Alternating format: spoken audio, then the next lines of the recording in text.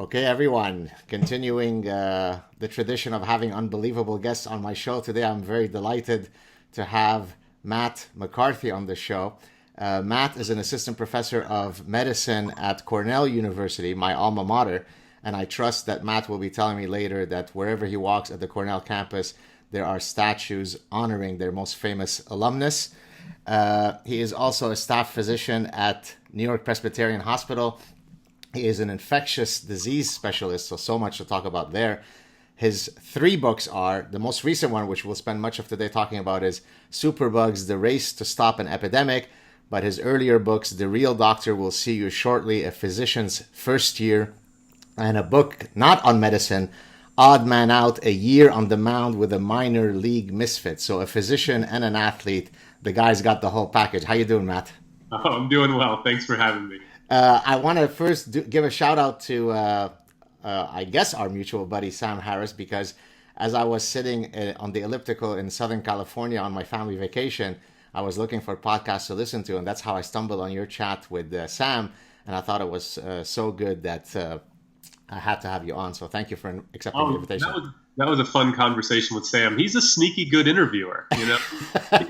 His voice sometimes lulled me a little bit, and then he would strike with a really sharp question. And he has a very something that's close to my heart because I use satire and sarcasm. He's got a very sort of dry-faced sense of humor, which I very much appreciate. Yeah. Okay, I mean, a lot to talk about. So I thought what we would do is start with a quick synopsis of your latest book and take it from there. Go ahead. So yeah, the book Superbugs is about all of these drug-resistant microbes in our environment. And the reason I wanted to tackle this subject is because it's been written about extensively, I think, by journalists in newspapers, but it hadn't really been written about by a practicing physician who was seeing these patients who were coming in with these really gnarly infections that were life-threatening. And I wanted to present this 360-degree view of the issue from the patient's perspective, the treating doctors, but also the pharmaceutical industry, that there are these companies that we've relied upon for 75 years to make antibiotics. And increasingly, they're saying, you know, this is a bad business model. We're losing money making antibiotics.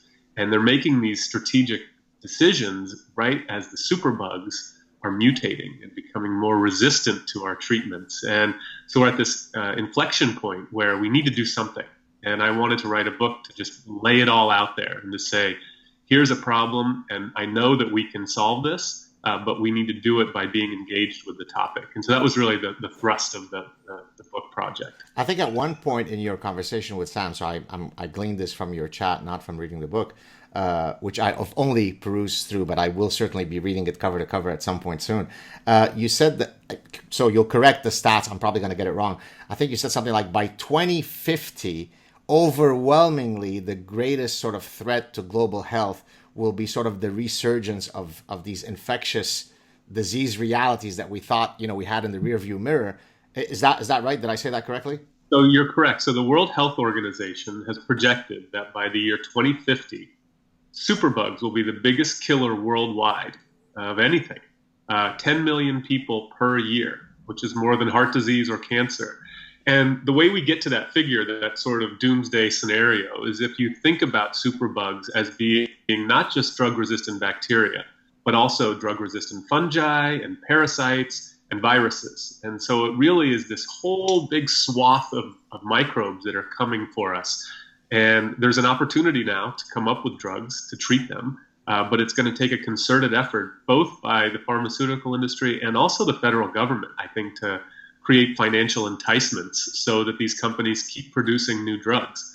Otherwise, we're going to be in trouble. But the reason for writing the book was to just draw attention to this is going to be a really big deal for the next generation and beyond.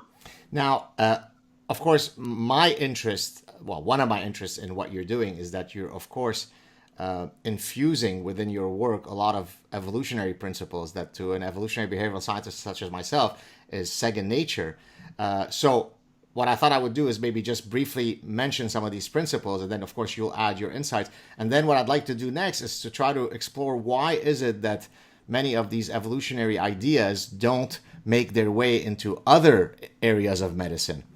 So the general idea, if I understood it correctly, certainly from your book and my other readings, is that there seems to be two sources for why these superbugs evolve. Number one, on the physician side, I think you gave the example of a surgeon who overprescribes antibiotics when he shouldn't, and then it's up to you to say, "Wait a minute, Charlie, you shouldn't be doing this."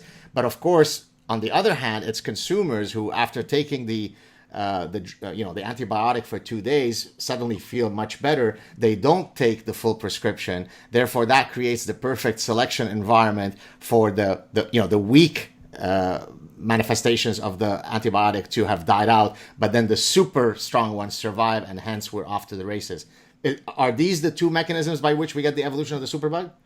So you are exactly right. And the second point that you made about completing the course of antibiotics that a doctor prescribes is actually rather controversial. There are now people coming out saying, if you feel better after 2 days and your doctor wants you to take it for 5 days, you should actually stop after 2 days. And some people are saying that what that does is taking antibiotics more than you need can be part of the problem. It's exposing more of the microbes in our environment to antibiotics. So I will say that I am of the opinion that if your doctor says take it for 7 days, you should take it for 7 days, because I don't think it's fair to put it in to pass the buck to the patient to figure these things out.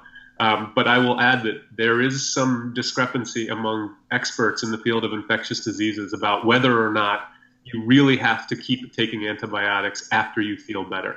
Again, I think you should. Right.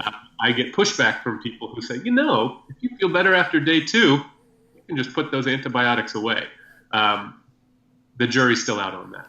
Well, I was going to say, so I mean, what is the status of the literature? I mean, is it leaning one way or the other? The literature is pushing for shorter and shorter courses of antibiotics. So when I was in medical school, we would treat pneumonia for 8 days. Then when I was a resident, it was 7 days. As an attending physician, it's 5 days. And we're going to soon, it's going to be 3 days. I don't think we're going to get much shorter than 3 days, but there is this push across the board in infectious diseases to treat conditions for shorter and shorter periods, and to transition from intravenous antibiotics to oral antibiotics as quickly as possible. And we're doing a lot of research to figure out when those types of transitions can be safely made. The shorter duration that you spoke of, from 8 days to 7 to 3, is that in part because the drugs themselves are more potent, or are you controlling for that? For the same drug? Same drug. Oh, and I see. Wow. We're pushing for shorter and shorter courses and finding that the outcomes are the same. Got you. Okay, so then let's move to applying these evolutionary principles in other areas of medicine. So this is perhaps not for you. I'm not sure how familiar you are with evolutionary medicine, but mainly for our viewers. So for example, the hygiene hypothesis would be something that is studied in evolutionary medicine. The idea that by creating environments that are too sterile, you end up not triggering the immune system to be able to respond to pollutants. And so, for example, asthma might be a manifestation of that. Another example would be pregnancy sickness. This is the example that I like to use when I lecture on the difference between proximate and ultimate explanations. Proximate explanations being where much of science operates. It explains the how and the what of something.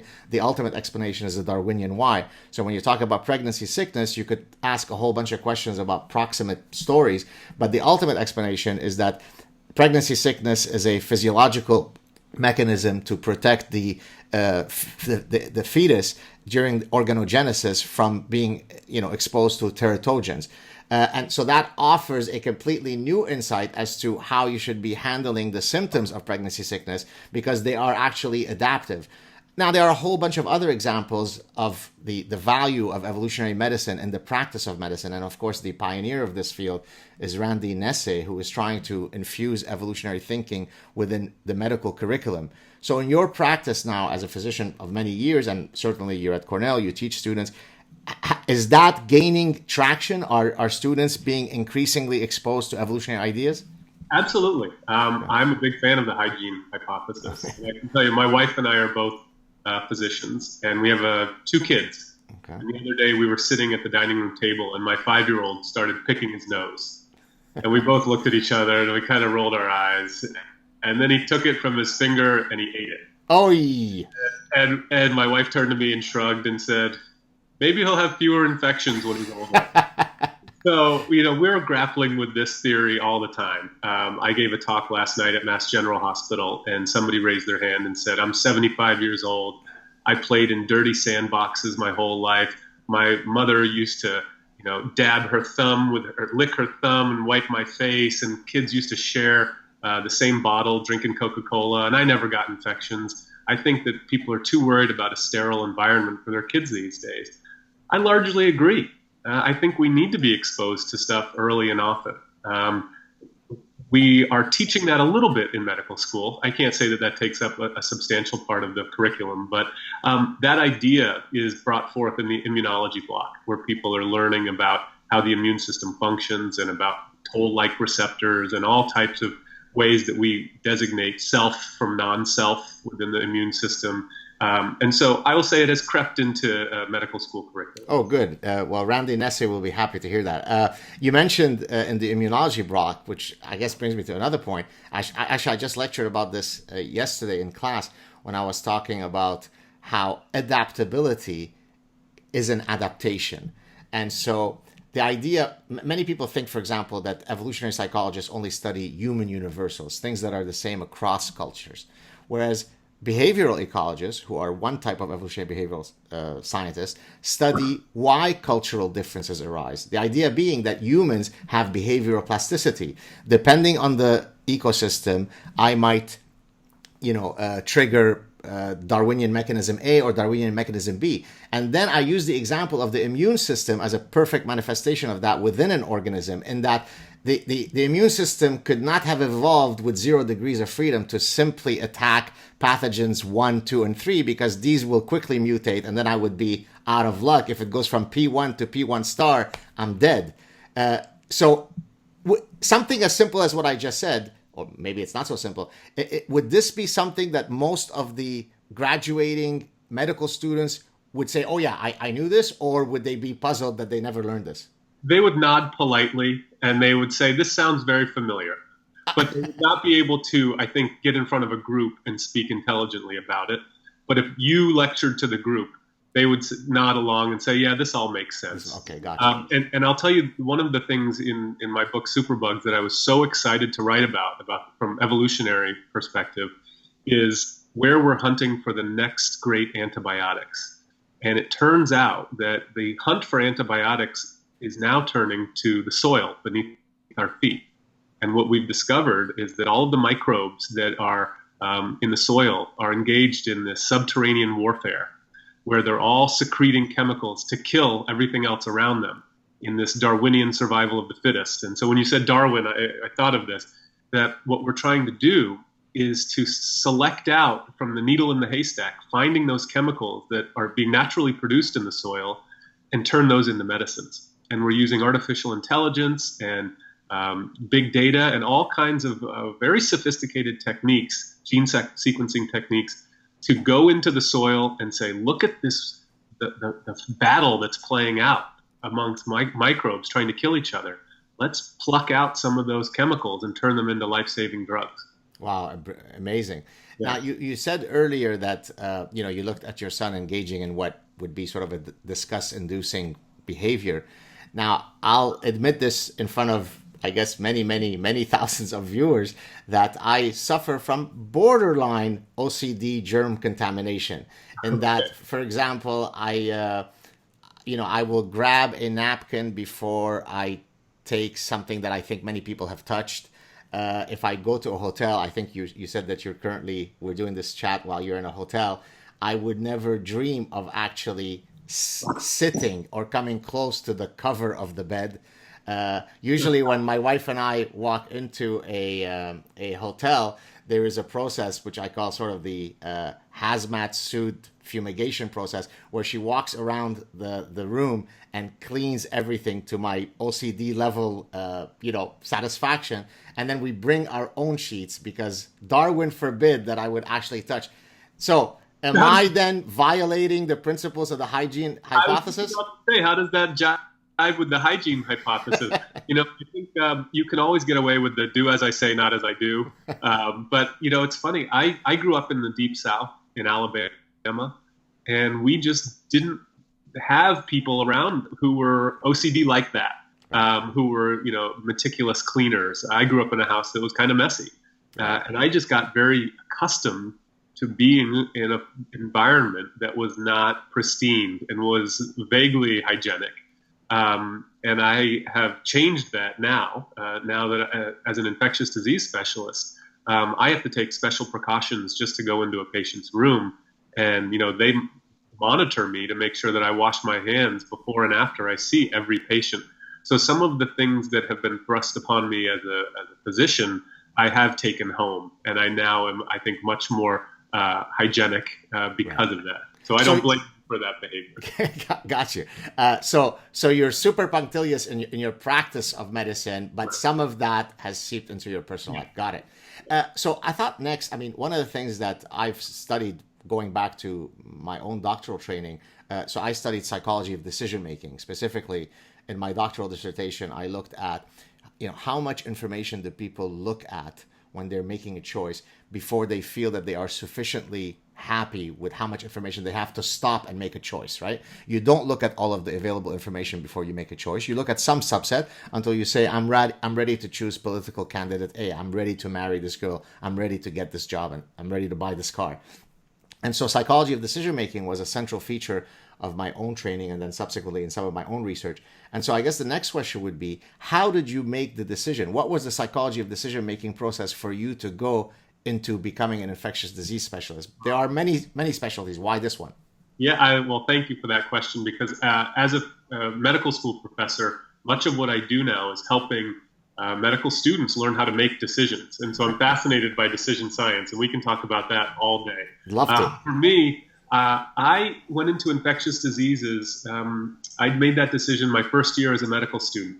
I was a first-year student at Harvard, and I went to a lecture by this young and charismatic infectious disease specialist named Paul Farmer, who started Partners in Health, which was bringing medications to patients who had HIV and tuberculosis in Haiti and in sub-Saharan Africa, all over the world. And it was one of those moments. I was 23 years old, and I said, I want to be like this guy. I want to be an infectious disease doctor. And it started me on this path. And a year later, I was in Cameroon, in the jungles of Cameroon, studying the Ebola virus. A year later, I was in Malaysia studying the Nipah virus, which might be the next great pandemic. And it kind of started me on this course of looking for infectious diseases to study. And that led to me moving to New York, which is a great melting pot of infectious diseases, and started this very rewarding career where I look at the pathogens in our environment and I try to figure out how do we protect ourselves from them, and then how do we treat them once they invade our bodies. And what I do now is I spend a lot of time with medical students and residents and with infectious disease trainees where, as you were describing, we see a patient, we've got a whole lot of data to go through to make decisions. A medical school professor when I was in third year said, you know what MD stands for? It stands for makes decisions. and I think of that a lot, because so often to get through a day as a doctor, you have to make hundreds and hundreds of decisions. And the style that I use, which is one of many that work, is I tend to be very decisive, that I will look at all of the available data and then I will pick a decision and I will go with it. But I am constantly evaluating my environment to see if it was the wrong decision. And that's in contrast to other people who take longer to make the decision, but are more likely to stick with it. Now, do you ever experience, so in psychology, as you probably know, certainly, for example, in consumer psychology, you have buyer's remorse or cognitive dissonance, right? I chose the Mazda, and it's not that the Mazda was a bad choice, but by choosing the Mazda, I no longer have the other choices available to me. Did I make the right choice? So when you are being decisive and you said, okay, course X it's going to be, are you ever overcome with doubt, with guilt, with concern, and so on, or no? Here's a secret. I am constantly overcome with doubt and remorse, but I pass all of that on to the medical students and the residents, because what I do is I give them a lot of autonomy. I'll say, this patient could get antibiotics or they might not. What would you like to do? And if they say, I'd like to give this patient antibiotics, I'll say, okay, let's see how it goes. And then the next day, we'll say, how did you feel about that decision? And I see the anguish on their faces as they're trying to figure this out. And this is the nature of a teaching hospital.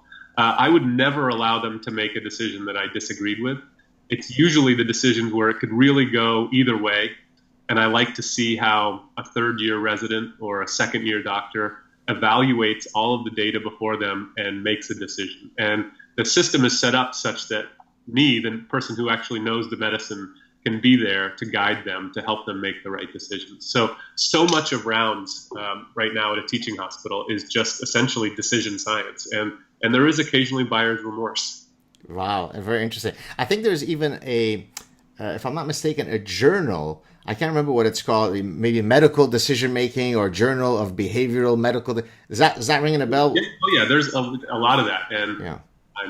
I'm fascinated by how doctors make decisions because there's a lot of ways to do it, and I think we're always trying to get a little bit better.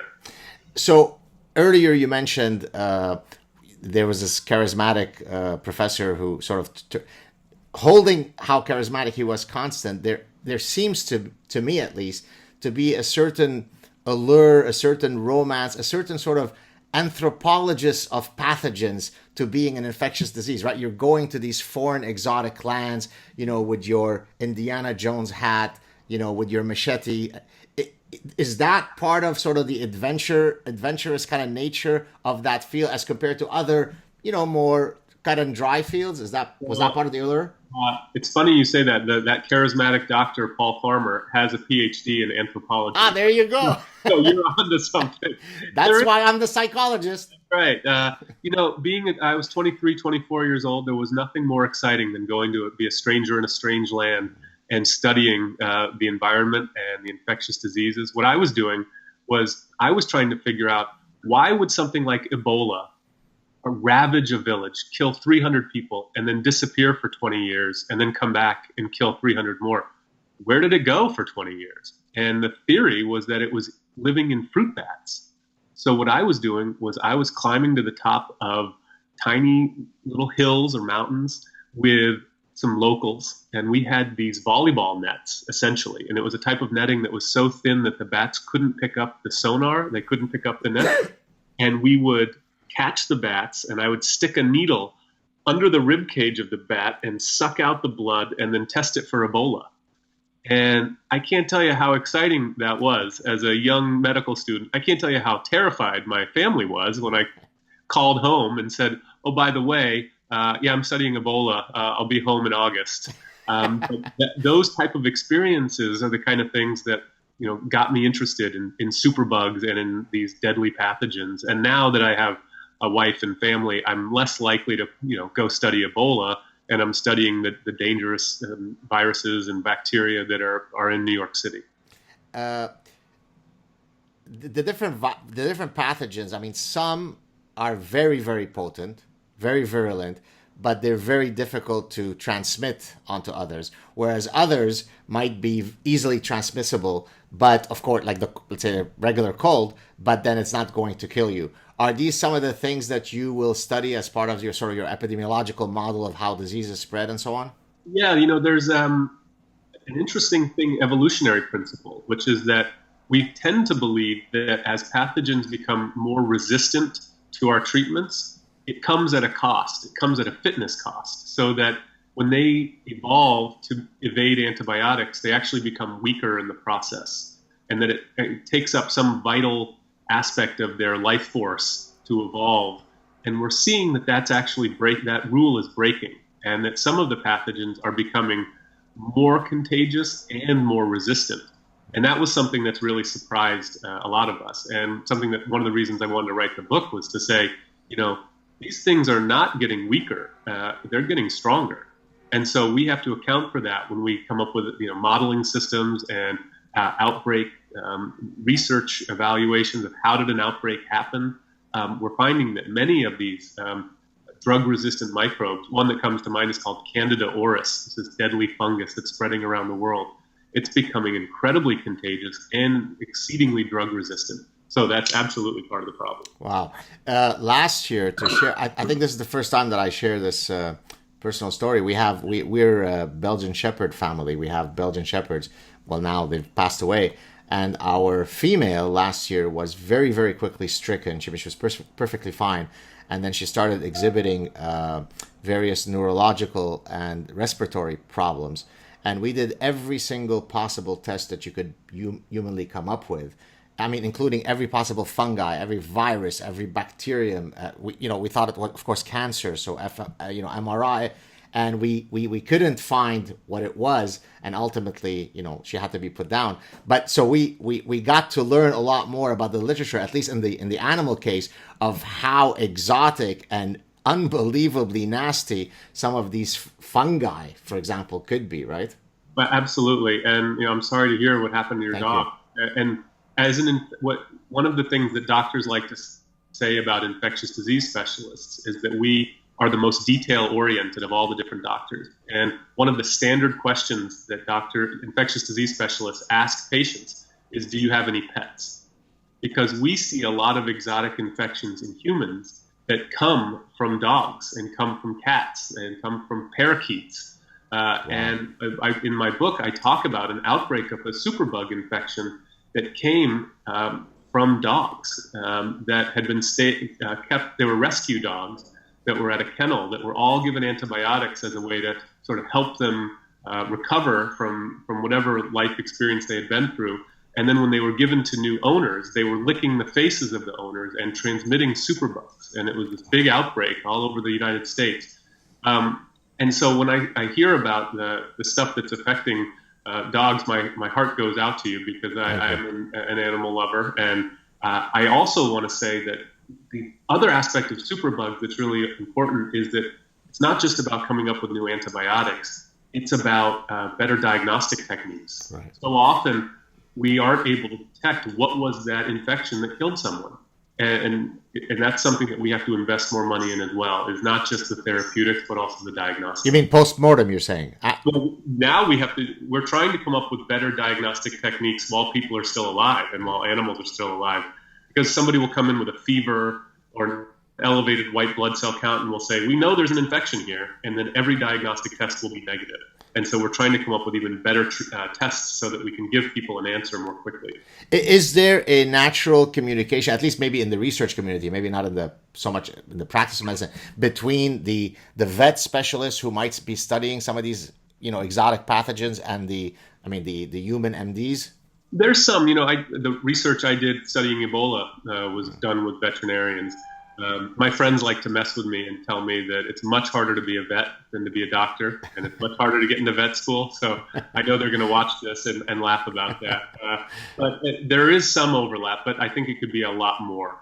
One of when we try to predict what's going to be the next great pandemic to hit humankind, we think it's going to be a virus that lives in an animal and that it transmits from animal to human. That's called a zoonotic infection.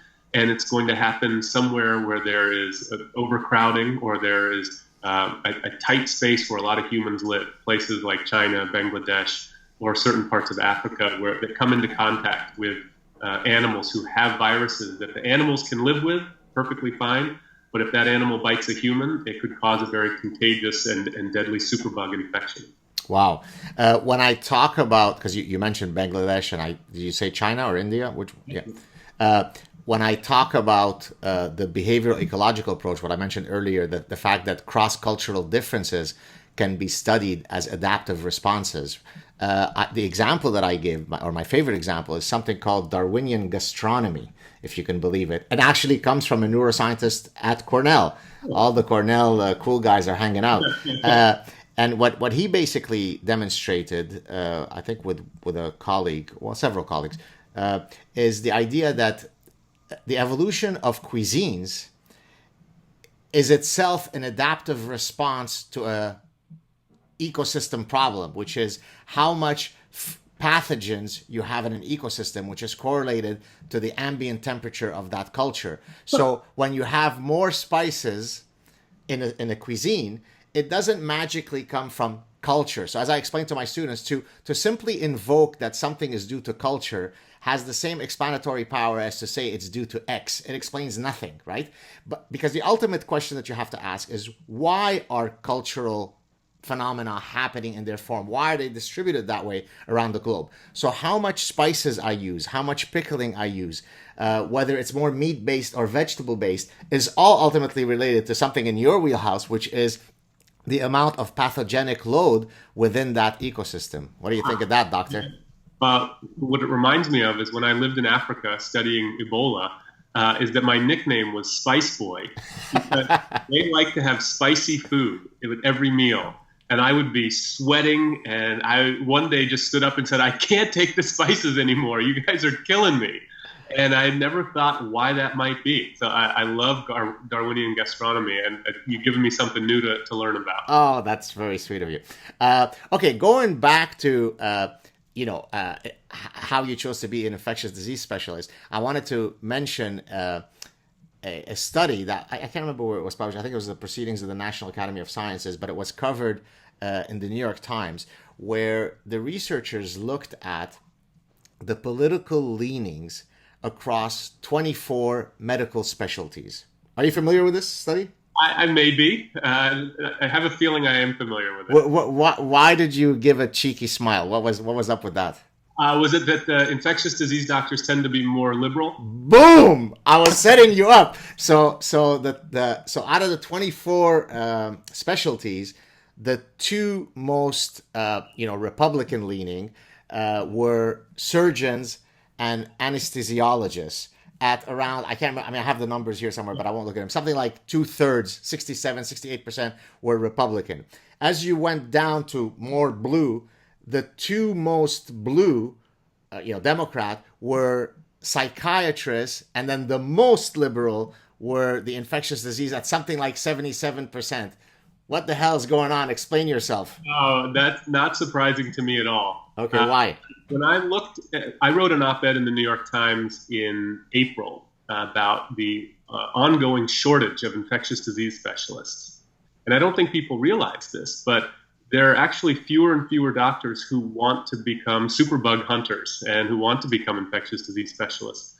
And the reason for that is that they are among the lowest paid specialists by a long margin. Many have to take a pay cut to acquire extra expertise. And when I looked at that list of the subspecialties and who's liberal, who's conservative, one of the things that stood out to me was the political spectrum also happened to align with the economic spectrum, so that the people who were making the most money, the surgeons and the anesthesiologists, were more conservative, and the ones who were being paid less, like psychiatry and infectious diseases, tended to be more liberal or left-leaning. I don't know if that has any correlation, but I suspect that it does.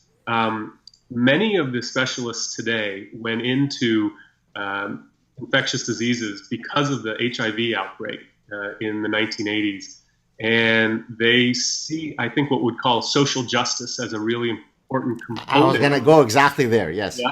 And there was a recent op-ed in the Wall Street Journal last week. Yes. By a former dean who said that we should not be teaching social justice in our med school curriculums at the expense of diagnostics and therapeutics. And it caused a big uproar from all of the left-leaning physicians who I know. So I'm familiar with this. What are you comfortable, or are you too junior to comment on what you personally thought of, what you personally think either of that op-ed or of the infusion of social justice warrior dogma within the teaching and practice of medicine? So the thing that's important to know about medical school is that the first year and a half is a lot like college. You're in a classroom most of the time, you're reading your textbooks and you're going to lectures and you're learning about all kinds of fascinating things that are all mostly theoretical at that point. And then somewhere in the middle of your second year, you get thrown into the hospital where you're seeing patients and you're on rounds every morning and you're answering to a guy like me, who's the attending physician. And there's a huge split between what the first 2 years are like and what the second 2 years are like. The first 2 years, you can explore all kinds of stuff. You can go to a lecture on how climate change is affecting gun control, is it affecting reproductive rights, all of that stuff. Have a blast. The third and fourth years, you're learning how to be a doctor, and you're on rounds with me.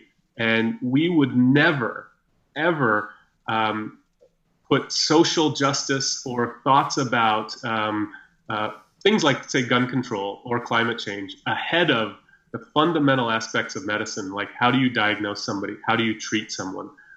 So I think that op-ed misrepresented what's really medical school is like. The first 2 years, I think if you want to talk about social justice in a lecture hall somewhere, fine. But the third and fourth year, when we're on rounds in the morning and we have to get through 18 patients in 2 hours, we're not going off on tangents about whether or not we should have a gun buyback program with, AR-15. No doctor is doing that. And so it made it seem like it was more infused into the curriculum than it really is.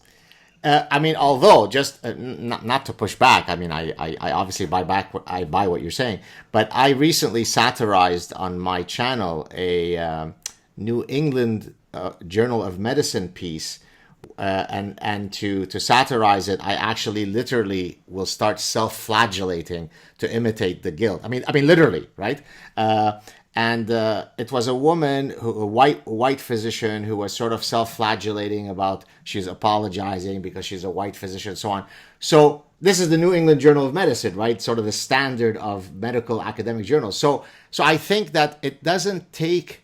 So I'm certain that what you said is absolutely accurate, and that there's very little of this infusion as you're going around your rounds. But it doesn't take many intellectual terrorists to terrorize everyone, right? It only took 19 highly committed people on 9/11 to do what they did. It didn't take 19 million. So when people, for example, come to me and say, but Professor Saad, aren't you exaggerating the social justice warrior stuff on campus? I say, absolutely not. Most students are there just to learn, but it only takes 30, 50, 100 absolute nutcases to terrorize the rest of us, to be afraid to utter a syllable out of place. So could that be a possibility also? Your point is well taken. I think if we were in a faculty meeting and somebody stood up and said, I think Donald Trump has a lot of really good ideas, everyone would look at that person and say, what? Right. So you're absolutely right that, depending on where you are, I think that your political ideas are more or less welcome. I can tell you on rounds, we aren't talking politics. We're talking about what antibiotic to pick, and if the cardiologists are going to, catheterize somebody. I think, again, the first 2 years of medical school are a lot like the college campuses that you talk about, where there isn't a lot of freedom of thought, even though that's where there should be. Yeah, so I agree with you on that. Do you, going back to how your job affects you personally, psychologically, and I'm going to link it to myself. So I hate to go to see the physician because I kind of catastrophize everything. My God, he's going to find that I'm going to die in 3 weeks, right? And I just despise going to see the physician, even though I do so every year. I know that as every medical student goes to school, they will go through a little bout of hypochondria for a little, and then they kind of grow out of it. Do you, in your own practice, given your own psychological makeup, ever see some horrifying thing and say, my God, life is filled with so many vagaries, so much, excuse the term, shit happens. Why isn't it going to happen to me tomorrow? Or do you never internalize that which you're seeing in your patients? Every single day. Uh-oh. I see terrible things happen to people every day. And one of the great challenges of being a doctor is figuring out, how do you see this stuff day in and day out and not become traumatized by it? And how do you not become altered by it? And one of the things I now understand is there has been this traditional idea of the older, aloof physician, the 60-year-old guy, old white guy who's calm and collected and nothing bothers him. And there's a way to become that, which is that you put up this very stiff exterior and you don't let the patient's troubles and concerns affect you. And I don't really like that. I want to live the experience with the patient. And so what I have to come up with, and I talk with my students about, is having this semi-porous boundary where we can let some of their stuff in, but we don't let so much in that we're overwhelmed and we're a wreck, and that when we come home at night, we're on the couch crying ourselves to sleep. I think I would be that guy, actually. And you mentioned what you're like as a patient. That's actually what I'm like. Okay. I am terrified that I'm going to be told that it's malignant and it's all over. I had a mole that had to be removed recently, and there was a biopsy done, and my dermatologist called me and he said, "Hey, Matt," and I said, "Oh God, tell me, just tell me what happened." And as much as I think that would surprise some of my colleagues, because when I put on the white coat, I exude confidence and I'm decisive, and it's very different when I'm wearing that gown in the hospital room, and I feel exposed and nervous and just as anxious as anyone else. Speaking of that gown, by the way, obviously you know this better than I do. When I see that damn gown, my blood pressure goes up 10, 15 points guaranteed. Well, there's a phenomenon called white coat hypertension, right? So maybe there's gown hypertension as well. Exactly. So I'll go on that line for a second more. Then I'm going to link some of your work to some of my work. So is this sort of aura of sort of austere detachment part of what explains some of the poor bed manners, some of the God complex crap that I despise, and it only seems to happen with physicians, where they speak to me as though I'm a degenerate and somewhat slow 3-year-old when I might be slightly more accomplished than them. So how can we get our future physicians to actually be all human? I think about this a lot. I'm at one of the best hospitals in the country, and our patients give us excellent marks across the board in almost every aspect of patient care, except for one, which is physician communication. And the challenge is that no doctor I know thinks they're a bad communicator. They all think they're good. And I'll tell you, when I started out in medical school, what they do is they hire actors that you practice giving diagnoses to, you practice interacting with. And when I started out, I had just finished playing minor league baseball, and I was this jock who was at Harvard Medical School, and I tried to overcompensate for my own insecurities. And so I was really, really serious. And so I would say to the actor, I would say, "You have pneumonia." And the actor would say, "What's your deal? Like, why are you so weird?" Yeah, right. And it took a while for me to just be a normal human being. Right. And I think that a lot of the doctors who are poor communicators have not gotten to that comfort level where they can just be their normal self that they would be on a Friday night at a cocktail hour somewhere, being just kind of a normal person. And so what we talk a lot about is, who were you? What I talk to doctors about is, who were you before you went to medical school? What was that like? And I also tell them that I tell pre-meds this, one of the best jobs you could possibly have in preparing for medical school is to be a waiter or a waitress. Right. Because it's customer service. Exactly. You got to know your medicine, you got to know the science, but you also have to be responsive to the consumer. And when I meet patients, most of them have been waiting in the emergency room a very long time, and they're ticked off and they're annoyed. And I have to be able to calm them, reassure them, and then provide some real goal-directed plans of how we're going to make things better. And I think sometimes physicians don't always see it from the perspective of the patient. And I'm such an anxious and neurotic patient that I can easily slip into that role. Right.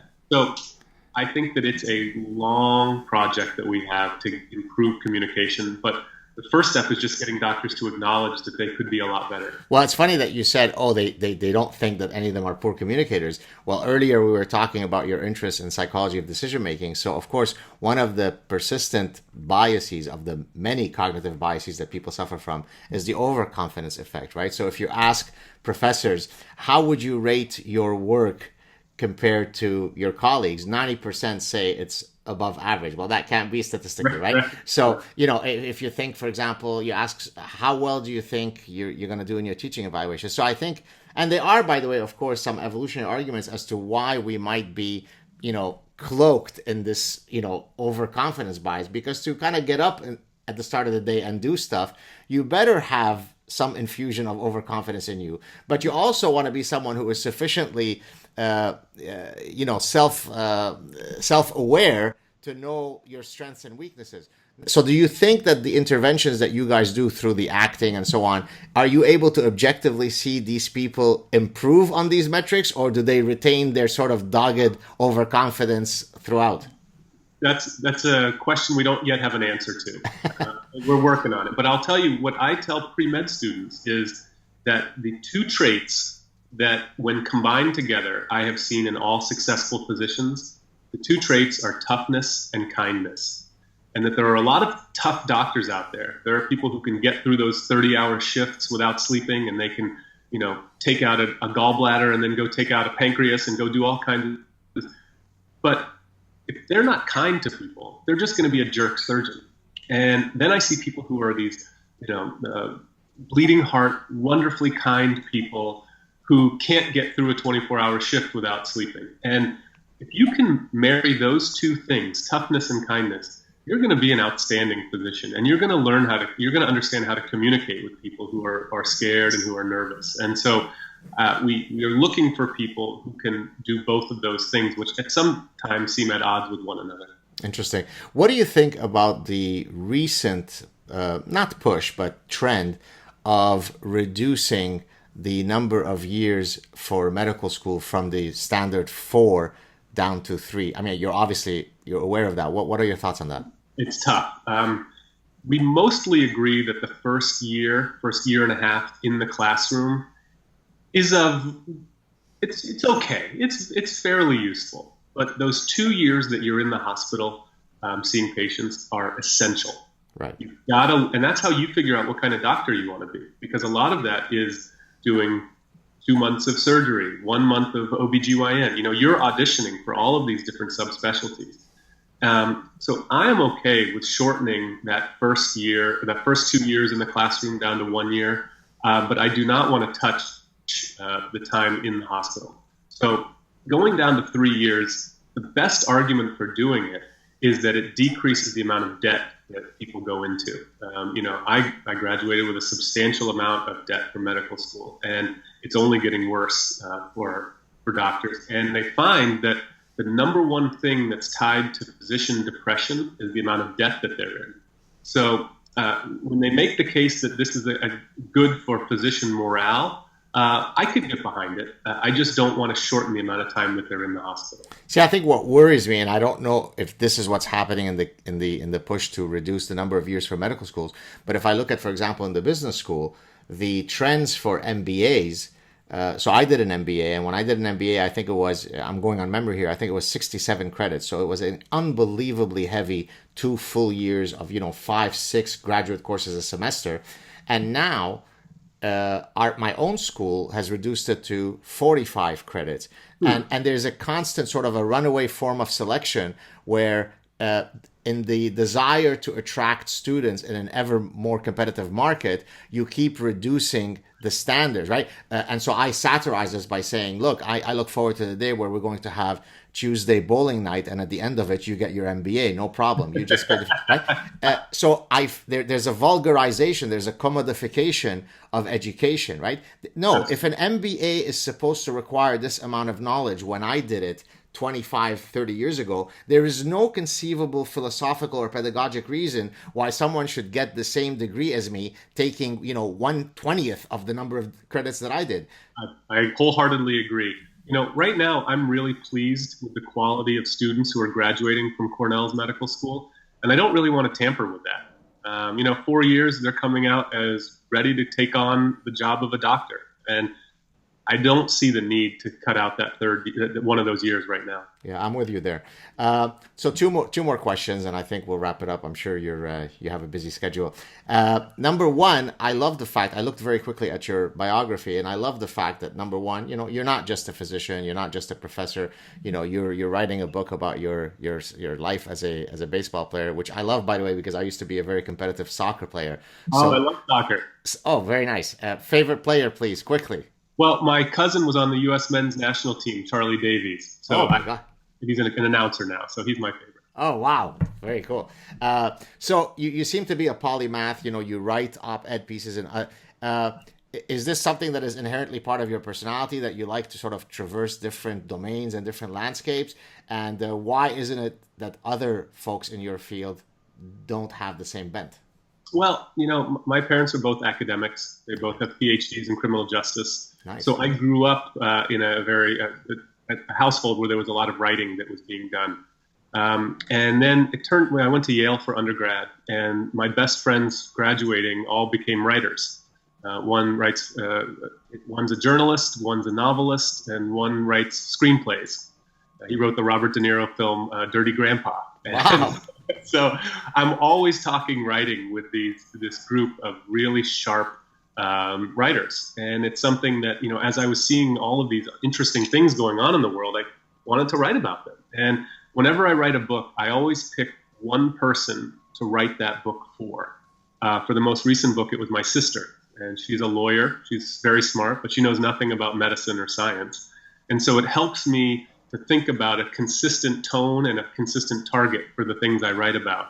And I really enjoy kind of shining a light on all of the cool stuff that's happening in medicine and science, because so often it's not conveyed in a way that I'm satisfied with. And so my work, I hope to sort of bring the excitement that I feel for it to other people who don't get to see it on a daily basis like I do. Do the professionals around you, whether they be the other professors and so on, do they look with derision at your outreach activities because you're selling out, bruh? I don't know what people think of it. I know that in academic medicine there is a big push to write. But it's to do peer-reviewed stuff. Oh, you mean just in science and nature, not write for the public? For the outreach stuff, I think people say, let him have his fun. Yeah. But as long as you're doing the peer-reviewed stuff, you'll get taken seriously. Yeah, I think that is such an obnoxiously elitist ivory tower attitude. It turns out that I can walk and chew at the same time. I could publish in peer-reviewed journal, and I could also appear on Joe Rogan that has more attention than all of the peer-reviewed journals put together in any given year. So if I am operating in the currency of ideas, then I'm going to use any and all platforms, not only to create knowledge, but to also spread knowledge. And hence why I sit down with the lovely Matt McCarthy to chat. It doesn't bring me more money. It doesn't, right? But what it does is it adds to the pantheon of knowledge. So your colleagues who are sort of looking in their highfalutin ways at people who go and do the outreach are just schmucks in my view. Well, a lot of them are tweeting now. I'll tell you, there's a lot of doctors who are getting on social media to share their expertise. So that may be shifting. But I the feeling is mutual doing an interview with someone like you, who I learn about all kinds of stuff, like Darwinian gastronomy. So thank you for having me. My pleasure. Last set of questions, and then I'll let you go. Here's my attempt to bridge some of your interests, professional interests, with the current book that I'm working on. So you probably don't know this because I suppose that you've only, found out about some of my work now. Maybe, I don't know. But the book that I'm currently working on, which is due in 2.5 weeks, so may I finish it soon. I still have a couple of cleaning up chapters to do. So I basically argue that in the same way that all sorts of animals could be parasitized, I mean, in the field of neuroparasitology, their brains could be parasitized by actual parasites. I mean, the classic example, Toxoplasma gondii, the mouse gets right. It no longer is afraid of the cat. It's sexually attracted to the urine and so on. But there are many, many other examples of this across different animal taxa. And so I argue that humans, of course, can also be parasitized by actual brain worms, but they are parasitized by a second class of even more dangerous pathogens, and they're called idea pathogens. Oh. There you go. I knew that would get your attention. So add to Darwinian gastronomy this one to the list of things. I like it. And so basically what I argue is I take the model of a virus hunter. I take the epidemiological model, and I argue, okay, so I'm going to go out, as we said earlier, with the Indiana Jones thing and the machete to find out where is patient zero? Where did the outbreak start? The idea of bullshit ideas. I love it. And of course, I come to the conclusion, which doesn't make me popular with some of my politically correct colleagues, And that ecosystem is called the university. In other words, the great majority of idea pathogens that have parasitized us into walking off the abyss of infinite lunacy all stem from the university. In other words, it takes intellectuals, I'm paraphrasing George Orwell, it takes intellectuals to really come up with stupid ideas. And, and, and, and so basically, I'm exactly, I mean, I'm doing what you're doing, but I am a infectious disease specialist of the human mind. What are your thoughts? You're a BS hunter. I'm a BS hunter. That's exactly what I do. No, I think it's great. And so often what we do in medicine is we look at things that we do all the time, and there's actually no reason behind it. There's no evidence behind it. There's a monthly column in one of the top hospital medicine journals it's called "Things We Do for No Reason." And it gets inculcated into our ethos of this is how we should do things. And then somebody once in a while stops to say, why are we doing this? And we're scratching our heads on rounds going, I don't even know. Where did that come from? So I think that your book topic would be very well received in medicine, where we can say, maybe we should stop once in a while and say, where did this cockamamie idea come from? So I'm looking forward to reading it. Oh, very cool. Usually I end with all my guests with asking them if there is anything that you're currently working on that is not necessarily public yet, but you'd like to use this platform to promote. Take it away. Right now I am in Massachusetts giving a couple of talks on superbugs. I'm at MIT tonight. And then my next big project is going to be about medical ethics. Okay. I'm interested in how medical ethics has shifted over the past generation and what it's going to be like in the future as we give patients more and more autonomy and we ask them to make more of the decisions, and how that may be a good thing or not necessarily a good thing. And so the whole normative reasoning is going to be the focus of the next big project for me. Is this project in book form? This will be another book? Yeah, I think we're several years away, but that's kind of what I'm toying with right now. Very nice. Well, Matt, it has been an absolute pleasure. I look forward to following your work. I will make sure to follow you on Twitter. Right back at you. Thank you, buddy. And thank you so much. Stay on the line for a second. If you appreciated this chat, make sure to share it with folks. And if you'd like to support this channel, you know what to do. Thank you very much, Matt. Cheers.